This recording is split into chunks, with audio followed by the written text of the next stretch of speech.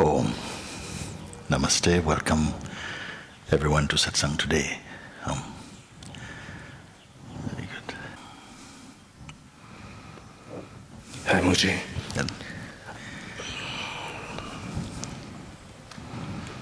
I've looked at life from a very scientific temperament most of the times, and that helps simplify a lot of things. And from what we understand of the universe from physics today, there seems to be no room for choice or free will, at least as far as there is a psychological self.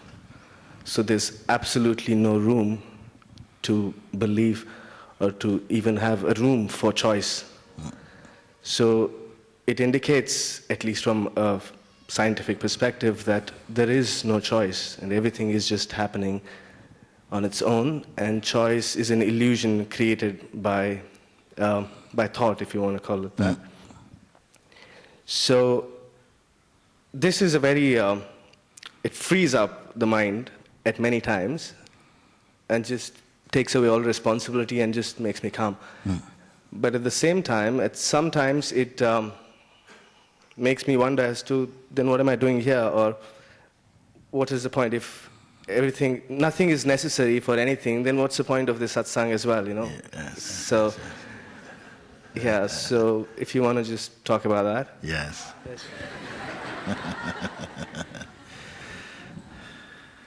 So you say, from scientific point of view, your research has exposed that there is no room for choice.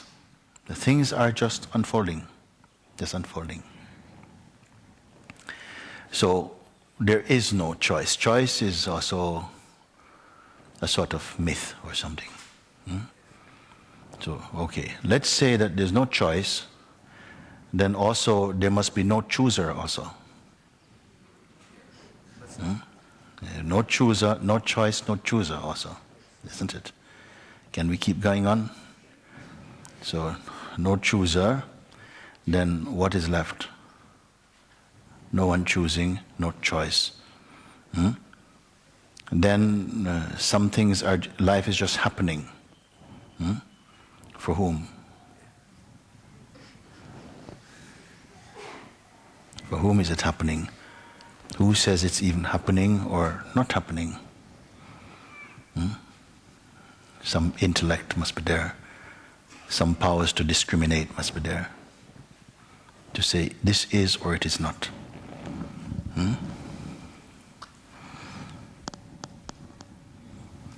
Or not. There also discrimination.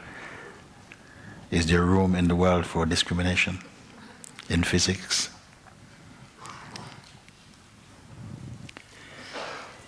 But that's the thing, the moment you speak about it, it's not possible to say it, because that also is part of the same, whatever you... Yeah. How far does the physics go? Still within the framework of thought, so it is limited in that sense. It's clearly understood. But within the framework of thought, it still makes things a little cleaner.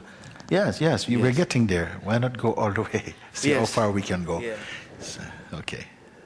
So it comes to thought. And then, is thought aware of itself? Is any thought self-employed? For whom do thoughts function also?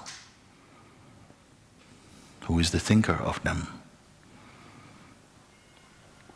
Before a thought appears, was it known about? So what is thinking then?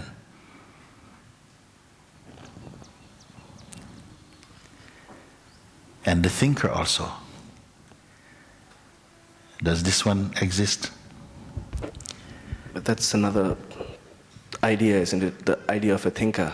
Yes. Whose idea? Yeah, but then again it comes in a paradox, because if you say whose idea, that who is again another idea. Yes. So it's a sort of endless regress. Then, but what would recognize it as an idea?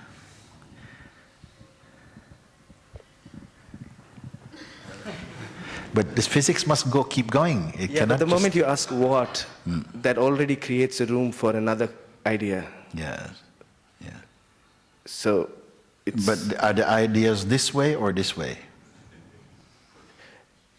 But even that again is another idea, whether it's this way or this way. Yes, yes, yes. What would recognize it as an idea?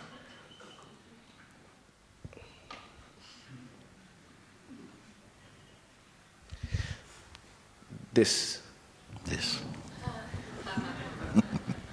Did physics talk about this? It doesn't talk about it, but it leaves it there as an open question. Yes. Yeah. It leaves it there. And where is the physicist? Yeah, there's a saying that Heisenberg said that a physicist is an atom's way of looking at itself. You know? So the universe trying to look at itself in a way, if you want to call it that. Yeah.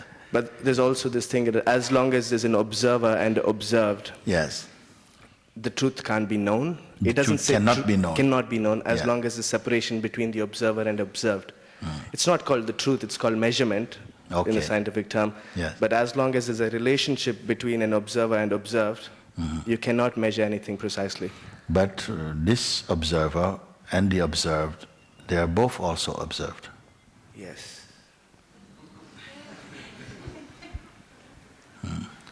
Then what is the position of that one? What is it? What is there? And don't go out into the field of ideas and speculation and postulations. It has to be intimate. Don't exclude yourself out of this process. You see? What is looking or overlooking all of that? It's just this, isn't it? This, yeah. Yeah, the thing is I can't put it in words because the moment I put it in words, it has an error. Not necessarily. No, nothing happened. The moment something is put in words, it is seen from the position of some kind of, you may call, conceptual image or something. Yes. But witnessing of this image is occurring also. Yes. All this is reporting to something. It's in the presence of some kind of intelligence, you might say like that.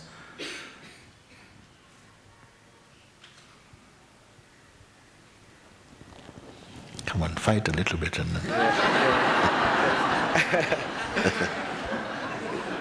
Yeah, but again, that implies space and time and cause and effect. And all these... Space and time are also phenomenal. And cause and effect as well, because you're saying this... Mind. Yes. So nothing is left at the end of it then. I mean, because if you say anything, then it comes within the boundaries of cause and effect, isn't it? Within the realm of cause and effect. And the perceiving of.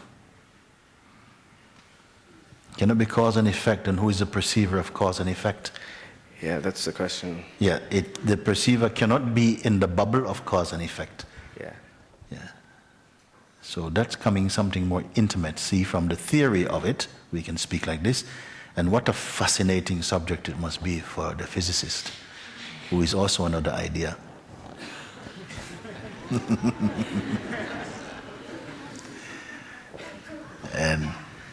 And so this beautiful subject is being watched like that. Ultimately, what is left, you see?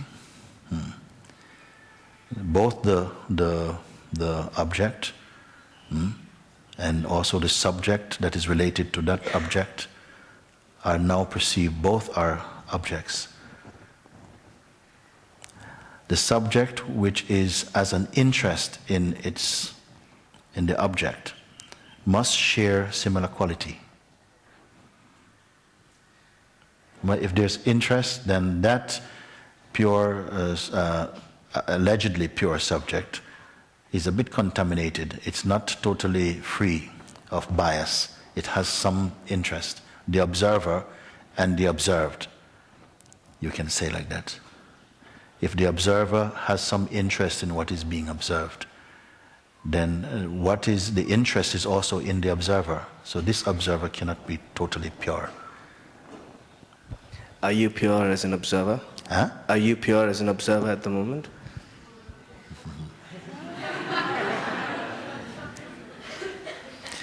I am independent of that.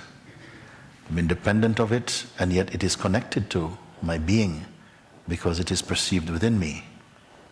But it is variable. If the observer is also variable, it is not absolutely observing. So this conversation is an idea again, is it? Useful idea, a very useful idea. Because unless somehow the ideas somehow collapse, they don't hold their weight as absolutes or as a kind of pure subjectivity. They are just ideas. They must be occurring to something else that perceives them as ideas. So this conversation is happening to as it's not really as real as we think it is. This conversation as well, it's happening to that consciousness. Conversation is happening on behalf of that pure consciousness that for some reason is a little bit entangled in its projections and forgets its perfect root, and now somehow a bit confused by the mind, which is also its projections, and the belief that it is the body, which is also projection. Now it is looking into that, you may say, contemplating that. So all the world becomes a bit like a mirror for it, to see that the only thing that was worth knowing ultimately is that it is absolutely perfect, even though it cannot really divide except through dream. It appears to be divided into subject and object, cause, effect, this, that, world, all of this. It may sound what we are speaking is theoretical, but there is a power inside this that must come back to experience. It cannot only be speculative. The scientist must include himself in his research. There's nothing to research. Huh? Then there is nothing to research, isn't it? You're finding this out? I feel that it's over. The moment you do that, there's something that just stops. Yeah. When this happens, there's thoughts coming in and it clouds that, but then again there's moments of clarity when I know there's no point. The thoughts coming in and then something clouds that, but that clouding is also seen as a phenomenon. It's not embraced. It's just another effect in consciousness. So you just have to live with that, thoughts coming, interfering, then again stopping. No, they don't interfere. Interfering is only the effect that is caused because identification with them gives you the feeling that they interfere. Otherwise, they don't interfere. And why is the identification happening?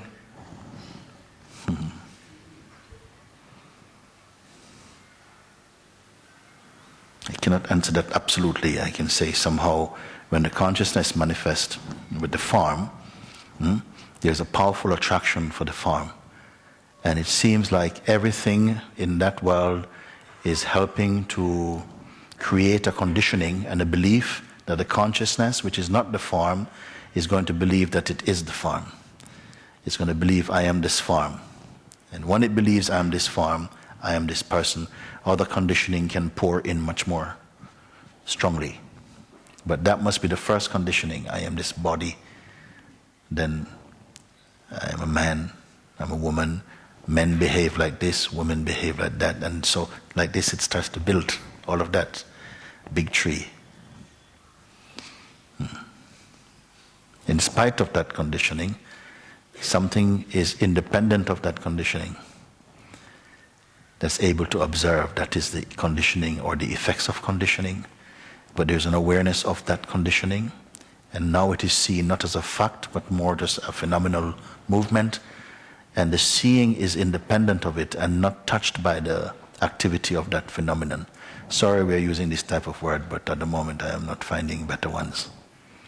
But, yeah. So,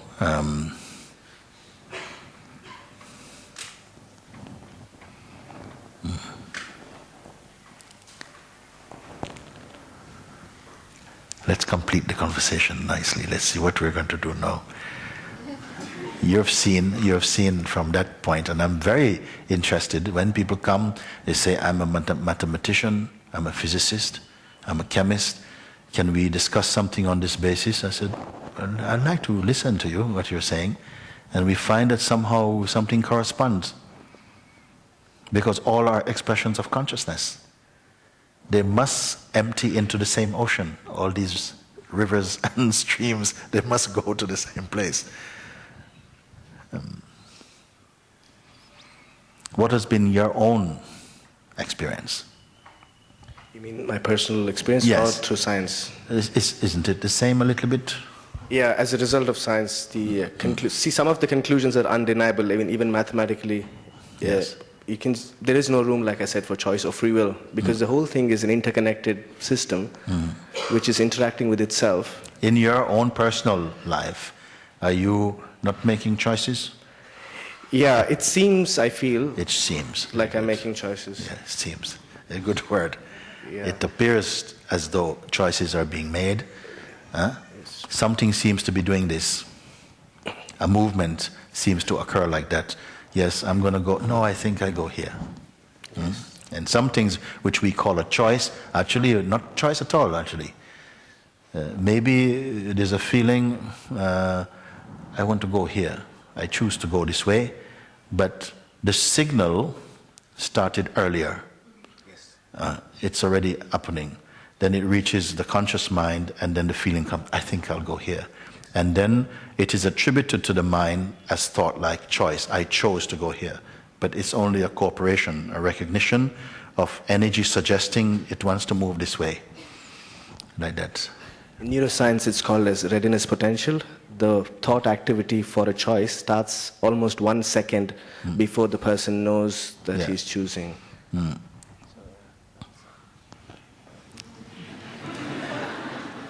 So where does that leave us? I mean, it's fine for a conversation, us but how is what? Us being what? In your words, what you refer, us is what? In your statement, where does that leave us? What is the identity of us? Yeah, what you refer us to? is that feeling of psychological self, even though it's an illusion, but it still has a certain existence. Yes, it is within the whole. It's within the mechanism of the functioning of the whole, manifests like that. The sense of choice and so on. The sense of the person having this problem, needs to work something out. This is why it is called here the lila, the sort of play. Not the reality, but the play. Something is happening like this. Why play? Because there's an awareness which is earlier and independent, in whose presence this play is observed. If there is strong identification with the sense of person, then the gap between what is happening and the sense of the perceiver seems very, very narrow, sometimes fused. When they are fused, you are confused. When you are fused, because you believe what you see, everything is like this, everything goes in the mind, and the mind is constantly trying to work out, this is true, I must do this, in this very, very active, volatile state. As soon as somehow that consciousness somehow steps back, so to speak, or is pointed to the truth that, but these are observable. What you're witnessing is observable. There's a consciousness behind this. Be there, stay put there, and just look, observe, don't judge, don't identify. And then a seeing emerges that, oh, but that's only coming and going. It's only coming and going. There was a mistake trying to make what is coming and going by nature appear to be still and solid, but it's only an appearance. So the consciousness is present in which this discernment is taking place. Then who is the one who is witnessing now? Who witnesses all of that? Then said, don't think too much. You can feel also. You see, all of that is being seen. Everything. Time is seen, change is seen, objects are seen. Everything on this side of the eyes is seen and perceivable. The whole phenomenal world, the elemental world, all this movement is perceived. And internally also, the world of feelings, emotion, dream, imagination, sentiment, all of that is also seen. Then I was saying earlier, what is the position of that one who perceives outside and inside? Where is the location of that one?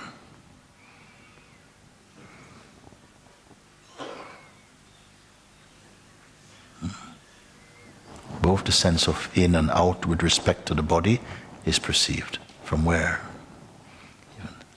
I don't want to speculate.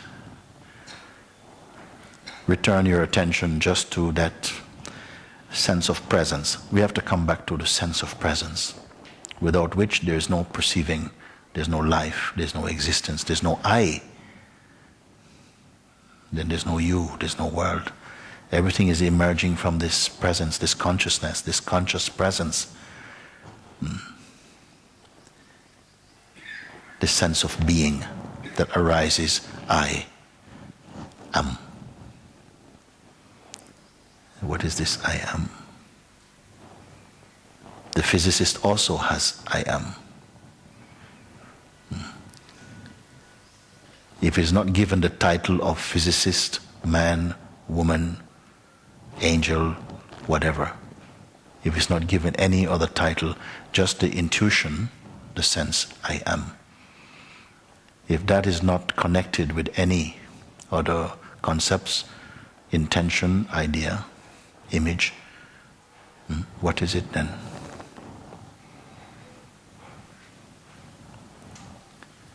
Even beyond the words I am, what the words I am is pointing to. It's that feeling, I can't say it. If it is a feeling, what is aware of the feeling also?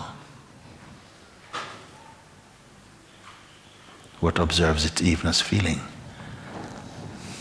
With this type of thing, it's closer than intimacy. You're right here. You don't have to go anywhere to solve this mystery now.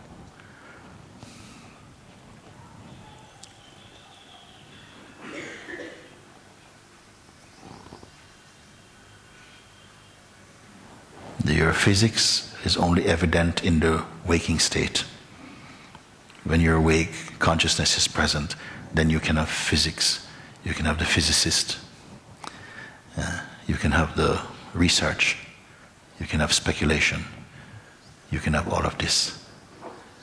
So it must be the content of the waking consciousness and the activity of consciousness in its aspect as waking state.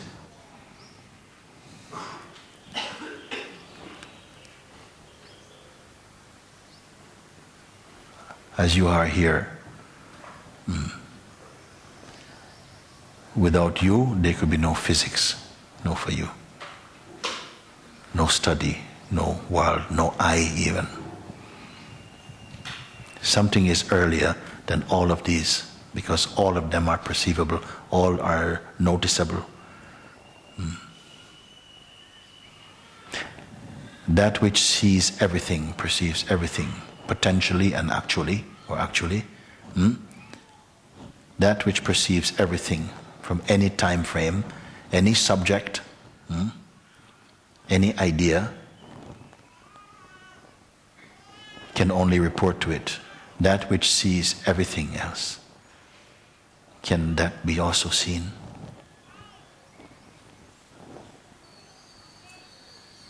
In order for something to be perceived, it must have some characteristics, some quality, to say that it has size or weight, or color, or something that discerns. It's discernible. Okay, I can perceive it. But this one, in front of whom everything is perceived, can it itself be perceived?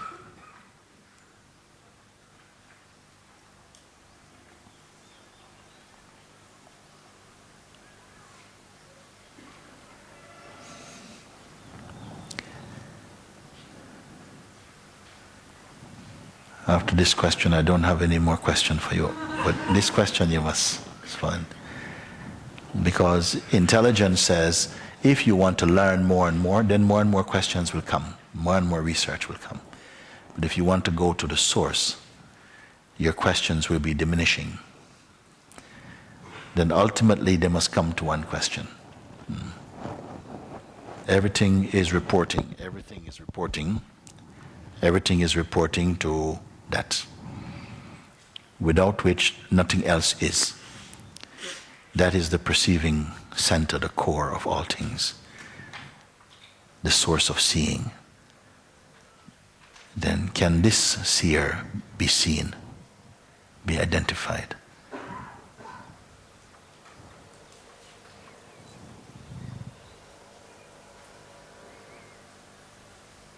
What is it? What is it is the same as who are you? Because we cannot speak about a seer that's somewhere else. If it's somewhere else, what is seeing this somewhere else? It's right here, it's coming from right here.